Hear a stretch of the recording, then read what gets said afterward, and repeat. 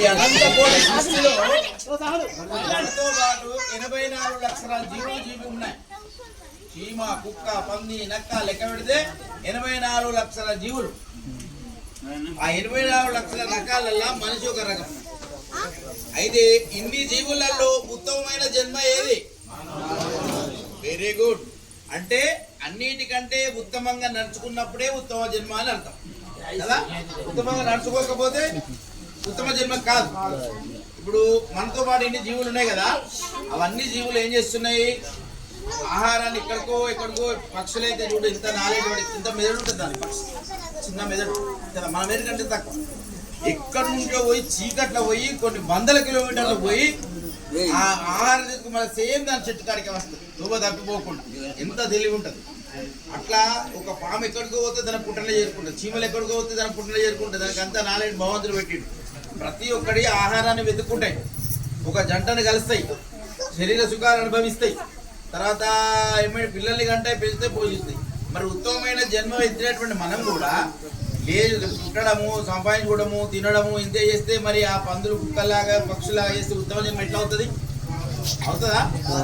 ఇలా దీక్షలు తీసుకుంటేనే ఉత్తమ జన్మ. అయితే కొందరు ఏమంటారంటే దీక్ష తీసుకునే వాళ్ళని కానీ, పూజ చేసే వాళ్ళని కానీ, భజన చేసే వాళ్ళని కానీ, గుడికి పోయే వాళ్ళని కానీ, మాకు మనసులుంటే సరిపోదా? ఈ మాల వేసుకుంటేనే అంత అవసరం. ఆ మాల వేసుకున్నాడు మిత్రుల మీరు విన్నారా? ఎప్పుడైనా మీ ఇంటి పక్కల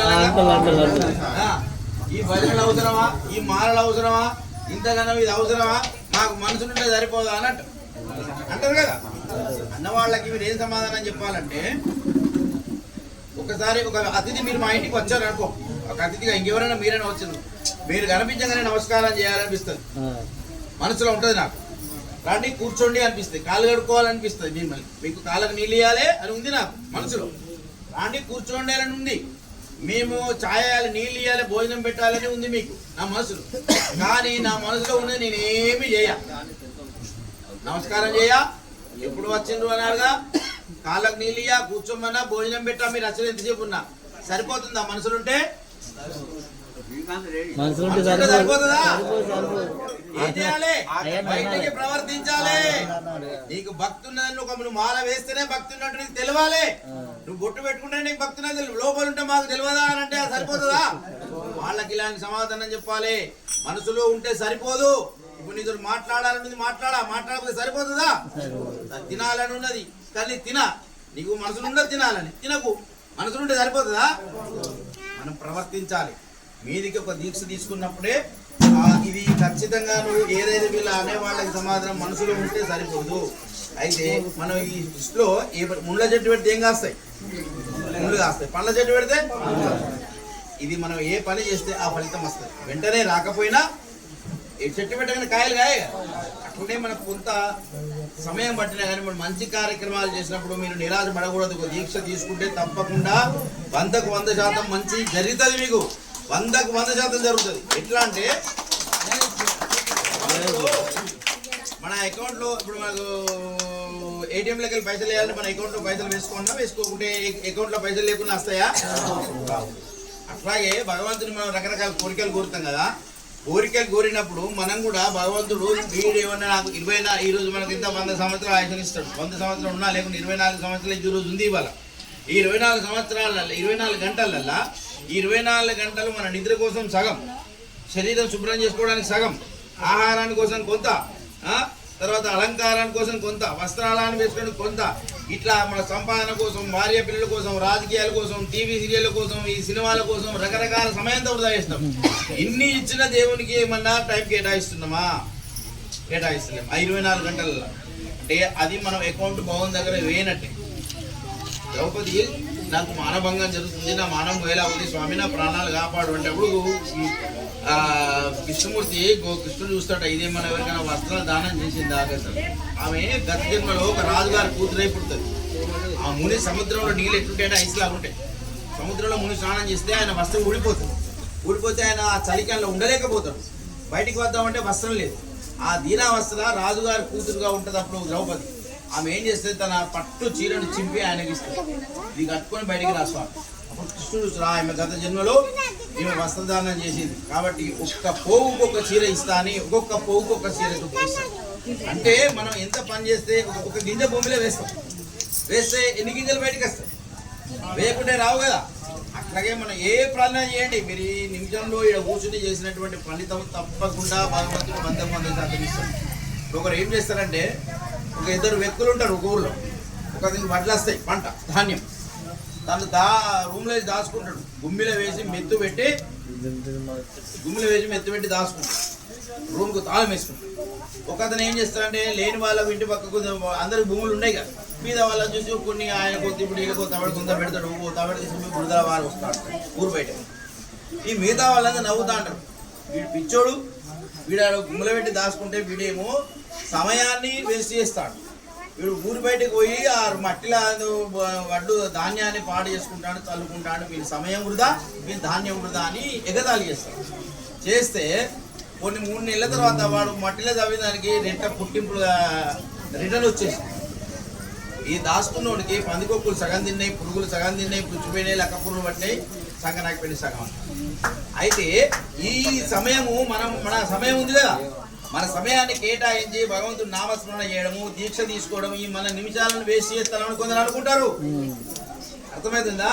వీళ్ళ సమయం వృధా చేసుకుంటాను, వీళ్ళ టైం అంతా తిరిగి చేస్తాను. ఆ నిమిషాలు మనం మట్టు భూమిలో చల్లినట్టు రెట్టింపు ఫలితంతో తప్పకుండా వస్తాయి. జై శ్రీరామ్.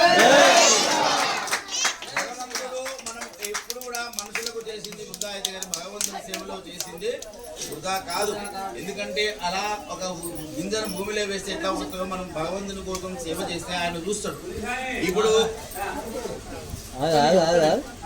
మన ఎట్లా టైం కేటాయిస్తున్నాడు మనం ఏంటని చూస్తే, మన అకౌంట్ ఒకతను నాలంటాడు, ఒకతను బ్యాంకు పోతాడు, బ్యాంకు పోయి చూస్తే డబ్బులు తీసుకుందామని పోయి చూస్తే ఏడుస్తూ ఉంటాడు.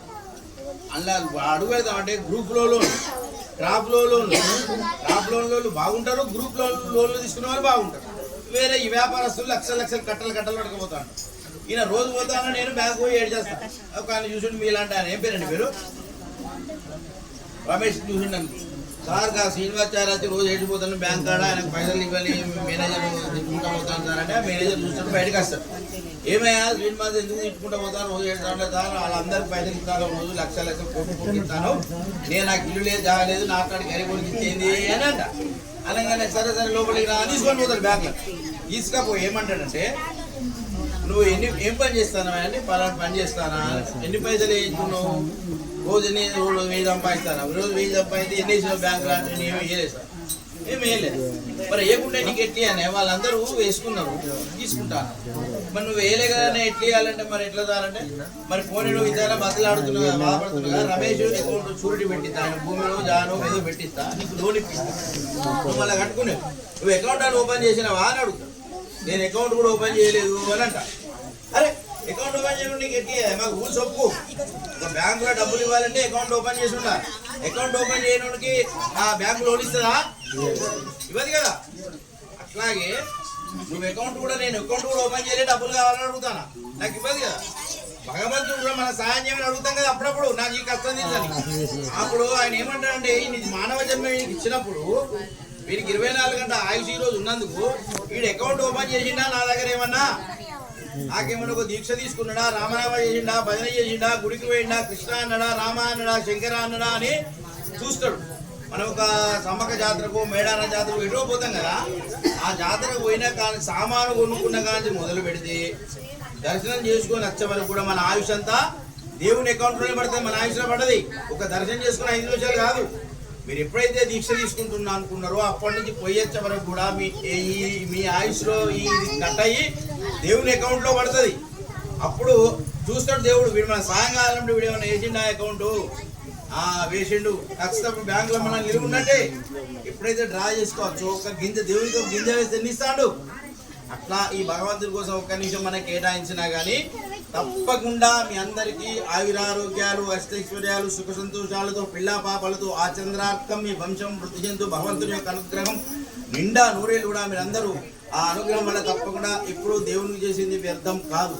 కాకపోతే మనం నియమనిష్టలు కొందరు తెలివకి ఏం చేస్తారంటే, మీరు తడి బట్టలు కట్టుకోవడం ఎవరు చెప్పారు, తడి బట్టలు కట్టుకోవడం కాదు, 2 జతలు తీసుకోండి, ఇలా వేసుకున్నాం అనుకో, ఒక అతని పెండ తీయాలనుకోండి, తక్కువ వేసుకొని షూ వేసుకొని పెండ తీస్తా, దానికి తగ్గట్టు డ్రెస్ ఉంటుంది కదా కాశ పుస్తకం.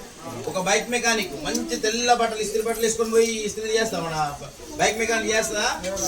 దీక్ష అంటే కూడా దాస్యం, భగవంతునికి దాస్యం. దాస్యం అంటే ఏం చేయాలి? నడుము కట్టు కట్టుకోవాలి, భుజాల మీద కండలు వేసుకోకూడదు. మీరు ఇట్లా ఇది వేసుకుంటే ఏమైందంటే ఇది ఒక అలంకారప్రాయం, అహంకారప్రాయం. అహంకారానికి వస్త్రాలు వేస్తే అహంకార ప్రతీక అన్నమాట. అయితే ఏమన్నా దాస్యం చేస్తున్న భగవంతుడు ఎప్పుడు పూలు అందుకోమంటాడు, ప్రసాదం అందుకోమంటాడు, తీర్థం పెట్టాడు, అది భగవంతుడి సేవ. కాబట్టి దాసుల స్వామి మీరు సిద్ధంగా ఉన్నాము. అయ్యప్పలు ఎప్పుడైనా ఇట్లా వేసుకోవాలి చూసారా మీరు? అయ్యప్పల్లో అంటే ఇట్లా కట్టుకోవాలి.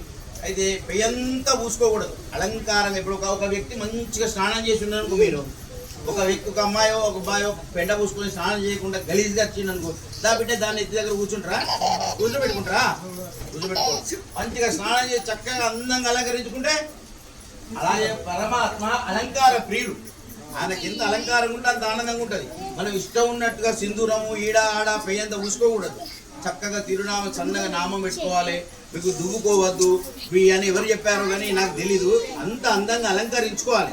మన చేసే పద్ధతులు కరెక్ట్ ఉండాలి. కానీ మన ఆకారాలు ఇప్పుడు చూస్తే దీక్ష తీసుకున్న పిండని బట్టలు, మురిగిపోయిన వాసన వచ్చేటి, తర్వాత చిప్పిరి జుట్టుతోటి ఉండకూడదు. చక్కగా అలంకరించుకోవాలి. భగవంతుడు ఎలాంటి వాడు? ఆయన ఇప్పుడు తెలుగుదేశం బట్టలు వేసుకోవాలి కానీ కాంగ్రెస్ బట్టలు వేసుకుంటే రాయిస్తారా? అట్లాగే భగవంతుడు అలంకార ప్రియుడు కాబట్టి మనము అలంకారంగా చక్కగా అలంకరించుడు నేర్చుకుంటాం. ఇష్టం ఉన్నట్టుగా వాళ్ళకి తెలిసి తెలియక తడిబట్టలతో కూడా చేయకూడదు. ఎప్పుడైనా తడిబట్టలతో పూజ చేసింది అపర కర్మలు మాత్రమే. చనిపోయినప్పుడు మాత్రమే. అక్కడ అయ్యగారు ఉన్నారు, వెళ్ళిపోయినారు, ఉన్నారు అడగండి.